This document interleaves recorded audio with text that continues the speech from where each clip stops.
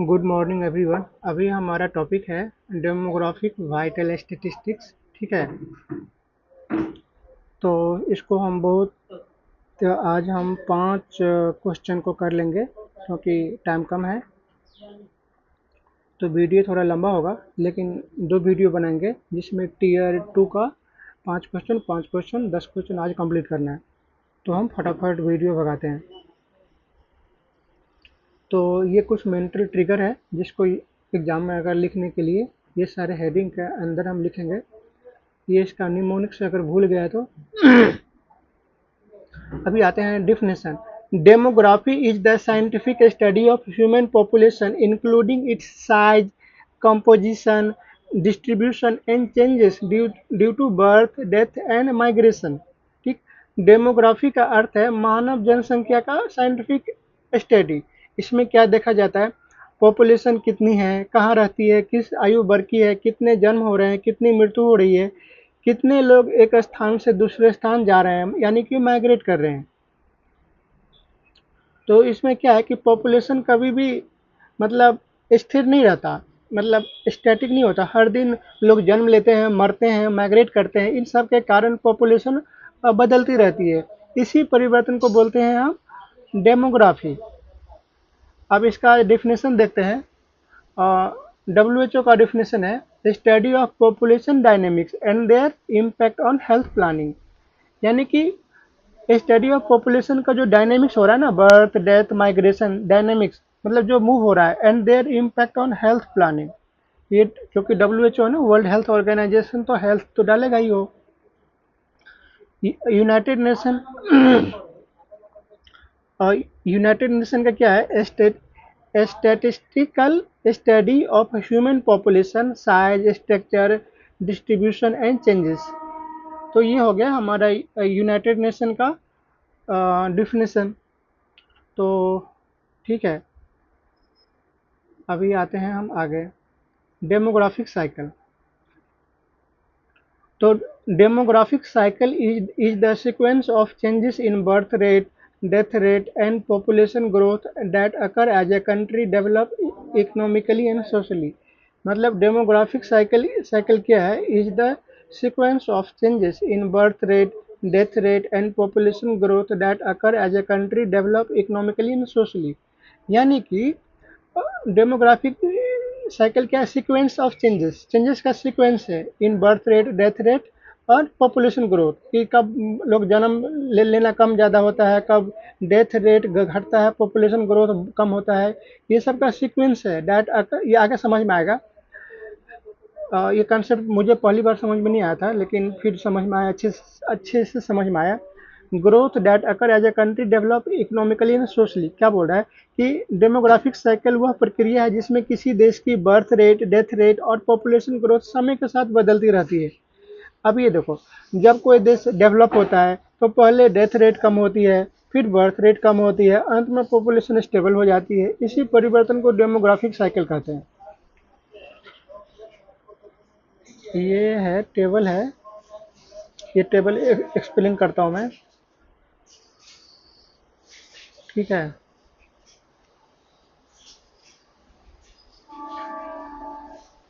अभी हम आते हैं आगे। ये डेमोग्राफिक साइकिल याद रखने का ये mnemonic health, HEED health, high stationary, early expanding, late expanding, low stationary, this से डिक्लाइनिंग, ये सब। तो ये हो गया हमारा फ्लो चार्ट है। अभी यहाँ पर देखते हैं। पहले चलो इसी को एक्सप्लेन करते हैं। हाई स्टेशनरी, ठीक है, पहला है हाई, जिसमें क्या है, बर्थ रेट। बर्थ रेट कितना होता है, 45 से 50 पर 1000 लोगों में। ठीक है, हाई बर्थ रेट है। डेथ रेट भी लगभग उतना ही है। पॉपुलेशन इसमें स्टेबल होता है क्योंकि जितने लोग जन्म ले रहे हैं उतने ही लोगों की मृत्यु हो रही है।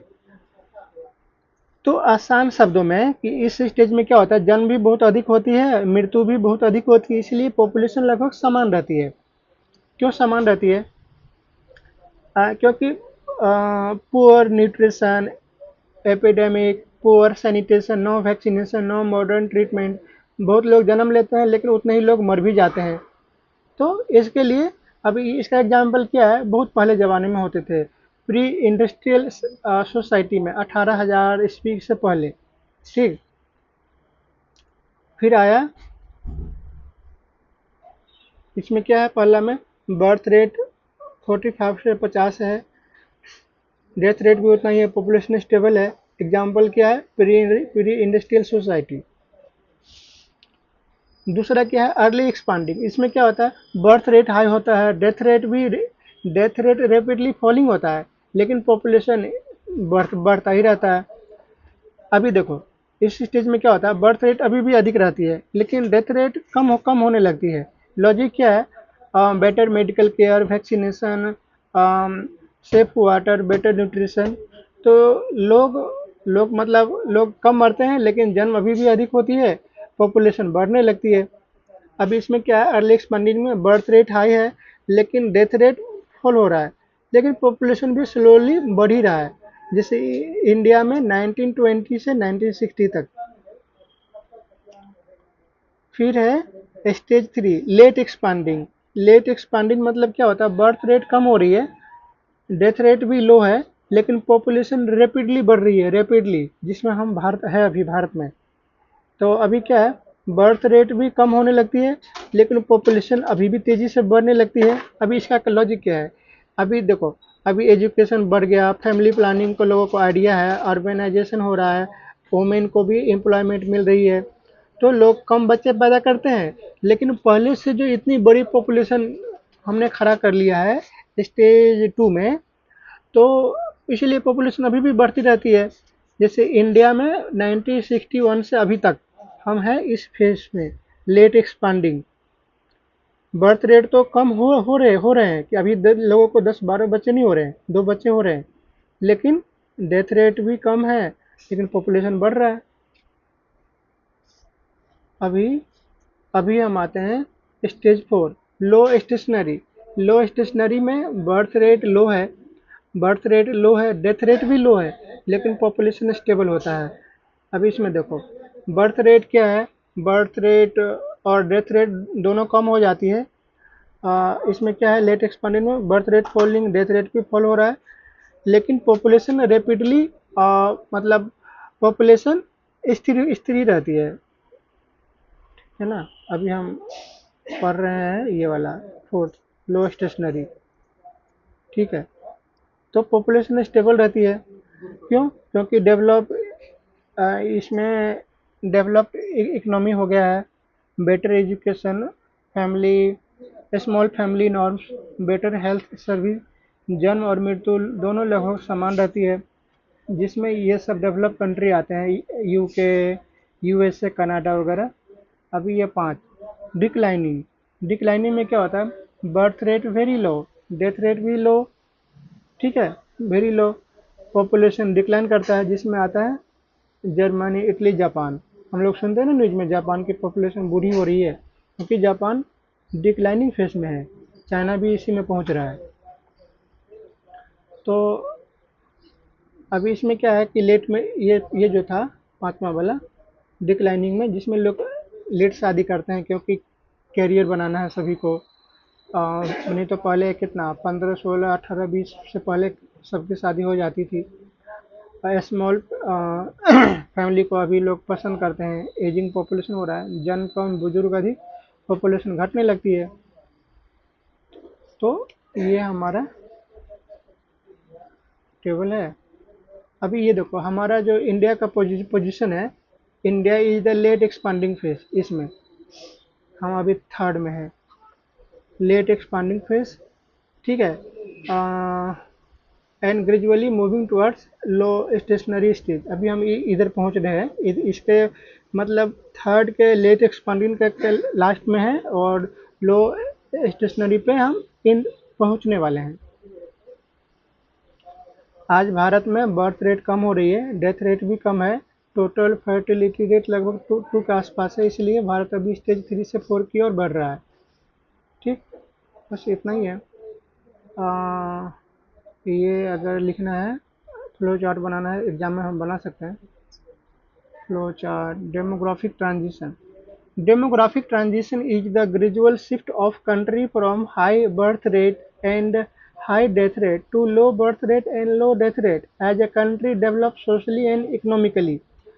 अभी क्या बोल रहा है ये? अभी हमने क्या पढ़ा था? डेमोग्राफी। अभी ये डेमोग्राफिक ट्रांजिशन वो प्रक्रिया है जिसमें कोई देश डेवलपमेंट के साथ धीरे धीरे हाई बर्थ रेट और हाई डेथ रेट से लो बर्थ रेट और लो डेथ रेट की ओर बढ़ता है, यानी कि ट्रांजिशन। ट्रांजिशन यही होता है ना, हम वीडियो में ट्रांजिशन लगाते हैं ना, ऐसा ट्रांजिशन। अभी देखो, जैसे जैसे किसी देश में एजुकेशन बढ़ती है, हेल्थ सर्विस बेहतर होती है, न्यूट्रिशन सुधरता है, फैमिली प्लानिंग अपनाया जाता है, इकोनॉमिक डेवलपमेंट होती है, तो पहले डेथ रेट कम होती है, फिर बर्थ रेट कम होती है और अंत में पॉपुलेशन स्टेबल हो जाती है। तो वही है, पहला फेज वन में क्या है, क्या हुआ था, high birth rate high death rate से पॉपुलेशन ये रहा, फिर 4 2 3 4। ऑब्जेक्टिव क्या है, ये डिफरेंस है दोनों में कि डेमोग्राफिक साइकिल और ट्रांजिशन में थ्योरेटिकल मॉडल है और ये actual change in the country. ये demographic explain 5 stage of population growth, ये explain movement from one stage to another, use to understand population pattern, use to understand country development. ठीक है, अभी हम साइकिल याद रख सकते हैं ट्रांजिशन का। पहला है फेस वन, चलो इधर देखते हैं। फेस वन 1921, इसमें क्या है, high birth rate high death rate, population stable. ठीक है, पॉपुलेशन स्टेबल, पॉपुलेशन स्टेबल है, हाई बर्थ रेट भी हाई है, डेथ रेट भी हाई है। बर्थ रेट 48 1000 में, डेथ रेट भी लगभग उतना ही है, स्टेबल है। उस समय क्या था, एपिडेमिक, फेमी क्या है, famine, poor sanitation, poor medical care, इन सब के कारण डेथ रेट बहुत अधिक थी। फिर आया फेज टू 1921 से 1961, इसमें क्या है, high birth rate death rate भी फॉल कर रहा है, पॉपुलेशन इंक्रीज कर रहा है। वो उस समय वैक्सीन शुरू हुई, पब्लिक हेल्थ सर्विस बढ़ी, सेफ वाटर मतलब उपलब्ध हुआ। तो बर्थ रेट हाई है लेकिन डेथ रेट फॉल हो गया। ठीक है, देखो 45 से 30 पे आया, पॉपुलेशन स्लो इंक्रीज हुआ। फिर फेज थ्री 1961 से 2021, इसमें क्या है, बर्थ रेट फॉल हुआ, डेथ रेट भी लो हुआ, पॉपुलेशन अभी ग्रोथ कर रहा है। 1961 से कितना पॉपुलेशन बढ़ गया, 300 150 करोड़ आबादी हमने बढ़ा लिया है। हाँ, आज़ादी के समय 40 करोड़ था। फेज फोर में से अभी तक, फेज फोर से ये ठीक है ना, फैमिली प्लानिंग ये सब हुआ। अभी है लो बर्थ रेट लो death rate stable population. Bharat में अब फर्टिलिटी रेट लगभग 2 के आसपास है, बेटर एजुकेशन हुआ, better health care, delay marriage के कारण पॉपुलेशन धीरे धीरे स्थिरता की ओर बढ़ रही है, इसलिए एजुकेशन सबसे ज़रूरी है। तो total demographic transition in India का ये रहा, इम्पोर्टेंस ऑफ डेमोग्राफिक ट्रांजिशन। ठीक है, पहला क्या है, पॉपुलेशन प्लानिंग, भविष्य में जनसंख्या का अनुमान लगाने में सहायता मिलती है। उसके बाद है पॉपुलेशन का सही अनुमान, बेहतर प्लानिंग हो पाता है गवर्नमेंट के लिए। Health planning, hospital, PHC, community health centre और हेल्थ सर्विस की योजना बनाने में सहायता मिलती है। पॉपुलेशन बढ़ेगी, हेल्थ फैसिलिटी भी बढ़ानी होगी। फैमिली प्लानिंग, जनसंख्या नियंत्रण की नीतियाँ बनाने में सहायता मिलती है गवर्नमेंट को। बर्थ रेट अधिक है तो फैमिली प्लानिंग प्रोग्राम मजबूत करना होगा। रिसोर्स एलोकेशन, रिसोर्स का उचित मतलब डिस्ट्रीब्यूशन किया जा सकता है। जहाँ पॉपुलेशन अधिक होगी वहाँ बजट और हेल्थ स्टाफ की आवश्यकता भी ज़्यादा होगी। पॉलिसी मेकिंग, सरकार को हेल्थ पॉलिसी बनाने में सहायता मिलती है। हेल्थ डाटा, गवर्नमेंट प्लानिंग, ये सब बेटर पब्लिक हेल्थ। तो अभी क्या है, एग्जाम डेमोग्राफिक ट्रांजिशन याद रखने का फॉर्मूला, ये formula develop birth rate first, death birth rate fall first, death rate fall later, population, ये सब। अभी ये दो हो गया, अभी आते हैं आगे, डिफिनेशन डिफरेंस फेस, ये अभी देखते हैं वाइटल स्टेटिस्टिक्स।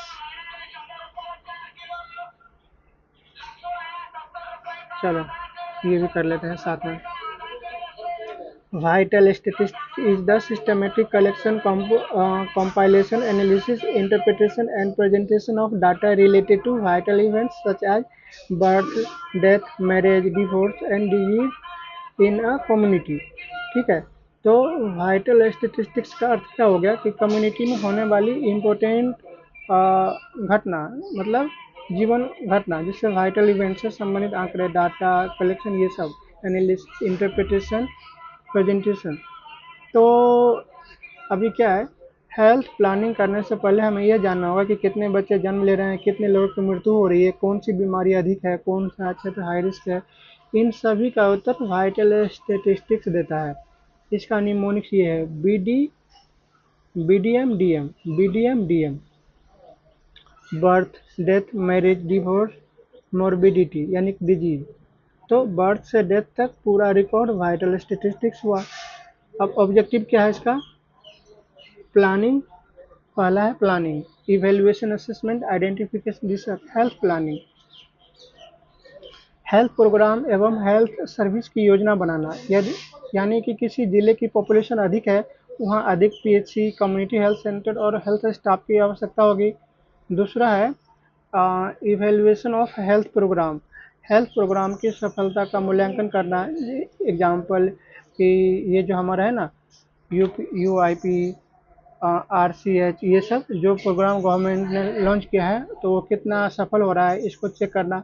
प्रोग्राम शुरू होने से पहले और बाद में डाटा की तुलना करके सफलता पता चलती है। एसेस हेल्थ स्टेटस, समुदाय के स्वास्थ्य स्तर का आकलन करना। यदि आईएमआर अधिक है तो चाइल्ड हेल्थ सर्विस मजबूत करनी होगी, यानी कि infant mortality rate. Identify health problem and high risk group, high risk population की पहचान करना। Example high maternal mortality area, high infant mortality area, malnutrition, ये सब। तो इसमें क्या पहचान होगी, टारगेटेड इंटरवेंशन किया जा सकेगा। पॉपुलेशन हेल्थ रिसर्च, रिसर्च और एपिडेमियोलॉजिकल स्टडी में सहायता करना। रिसर्च हमेशा डाटा पर आधारित होती है। तो अभी यूज क्या है इसका, health planning, policy making, research, resource allocation, research interpretation, ये सब। डेमोग्राफिक प्रोजेक्शन, भविष्य में अनुमान लगाना, ये सब। फर्टिलिटी स्टेटिस्टिक्स, अभी ये देखते हैं। फर्टिलिटी स्टेटिस्टिक्स मतलब कि फर्टिलिटी स्टेटिस्टिक्स ऐसे इंडिकेटर्स है जो किसी पॉपुलेशन में बर्थ पैटर्न को मापते हैं। आसान शब्दों में फर्टिलिटी स्टेटिस्टिक्स बताते हैं कि किसी पॉपुलेशन में महिलाएं कितने बच्चे को जन्म दे रही है, बर्थ रेट कितनी अधिक है, पॉपुलेशन उतनी तेज़ी से बढ़ेगी। इम्पोर्टेंट फर्टिलिटी इंडिकेटर जैसे कि ये प्योर बर्थ रेट, जैसे लाइव बर्थ रेट। अभी ये देखो, ये जो है ना फर्टिलिटी, इसमें ये सब हमको देखना है। प्योर बर्थ रेट यानी कि pure birth rate divided by mid population multiply by 100। Current value 18 से 20 पर 1000 पॉपुलेशन, यानी कि CBR करेंट बर्थ रेट पूरे पॉपुलेशन में बर्थ रेट बताता है। दूसरा है जेंडर फर्टिलिटी रेट, इसमें क्या है, live birth divided by women 15 से 49 मल्टीप्लाई बाय 100। इसमें क्या बताता है कि 65 से 70% पर 1000 वोमेन है। लॉजिक क्या है, केवल रिप्रोडक्टिव एज वोमेन में, कि केवल रिप्रोडक्टिव एज वोमेन को शामिल करता है, इसलिए CBR से अधिक एक्यूरेट होती है। टोटल फर्टिलिटी रेट, एक महिला अपने पूरे रिप्रोडक्टिव पीरियड में औसतन कितने बच्चे जन्म देती है। तो इसमें इंडिया में है, नेशनल फैमिली हेल्थ सर्वे के अनुसार 2 रिप्रोडक्टिव रिप्लेसमेंट लेवल लगभग 2.1 माना जाता है। अब भारत उसके करीब पहुंच चुका है।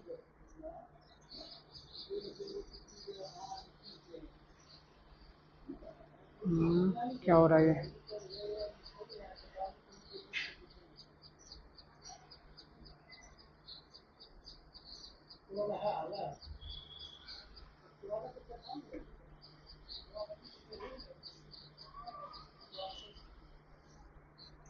तो ये हो गया हमारा।